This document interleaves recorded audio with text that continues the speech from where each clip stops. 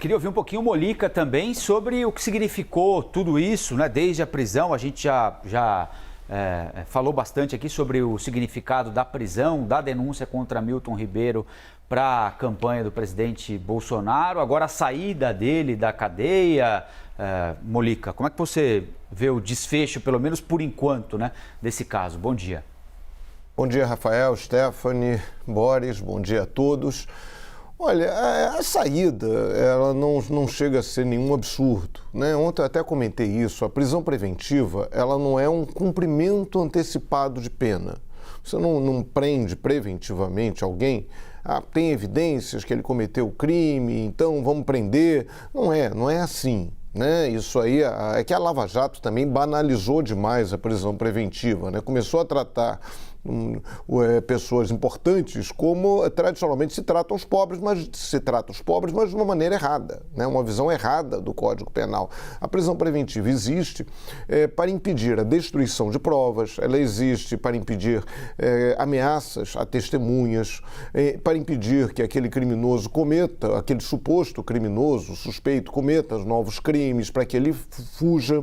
Nessa vez, a Polícia Federal alegou que havia o risco dos suspeitos, entre eles o ministro e os pastores, destruírem provas. Pode ser, mas enfim, sabe que eles não destruíram supostas provas, eventuais provas de março para cá?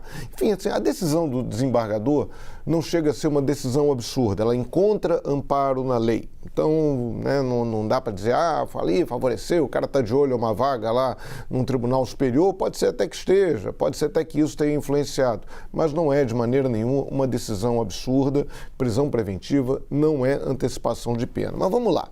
Agora, a situação é muito enrolada, a situação tanto do ex-ministro quanto dos pastores é uma situação bem complicada, porque existe ali, a Polícia Federal fala em organização criminosa, né, Orquim, as evidências de que havia um esquema entre... Por que essas pessoas tinham tanto acesso ao MEC? Por que os pastores tinham tanto acesso ao ministro? E houve aquela nomeação do Luciano Mussi, que era um empresário que era muito ligado aos pastores, era visto até como assessor dos tais pastores.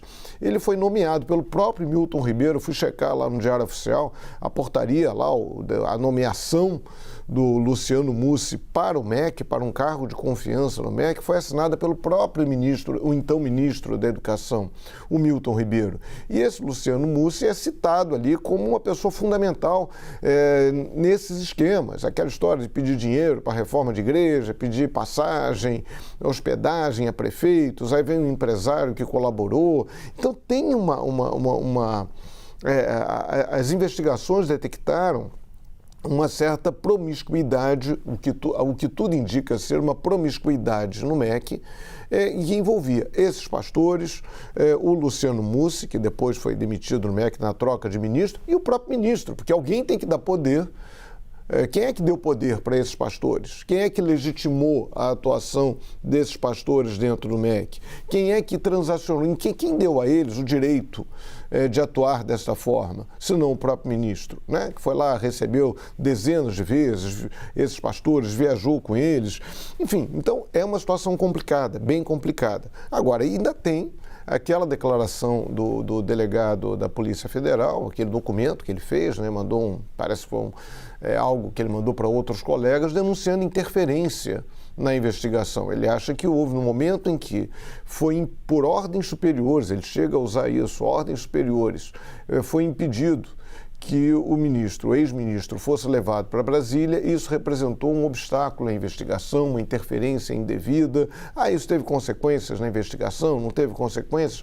Não sei. Agora, evidentemente, não foi cumprido aquilo que a Polícia Federal pediu e a Justiça determinou. Houve descumprimento de uma ordem judicial, isso é muito grave, a Polícia Federal disse que abriu uma investigação para ver o que houve, afinal de contas. Enfim, a situação é muito enrolada, independentemente da prisão ou não né, do ministro e dos pastores, que acabaram entrando no vácuo aí, né? O advogado Milton Ribeiro pediu para que ele fosse libertado e o juiz, o desembargador, né, o juiz de segunda instância, o juiz federal, acabou botando os pastores no vácuo, o tal do Luciano também libertou todo mundo.